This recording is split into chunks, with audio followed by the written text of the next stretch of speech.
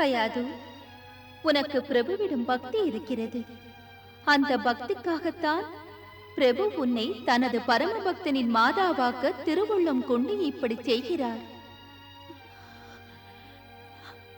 கயாது, அறியாமையால் தாய்பாசத்தால் நீ சந்தேகத்தின் வசப்பட்டு பிரபுவின் அருளை புரிந்து கொள்ளாமல் அவரை தப்பாக நினைக்காதே.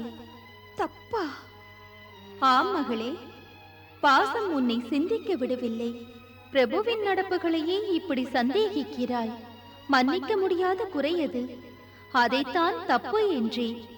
ஆகையால் அறியாமையை விடு, அச்சத்திலும் மாட்டிக்கொள்ளாதே. அந்த அடியார் கடியவன் தீங்குகளை நீக்கி விடுவார். இல்லை மாதா, அப்படி தெரிந்து பிழை செய்யவில்லை. மன்னித்து விடு தாயே.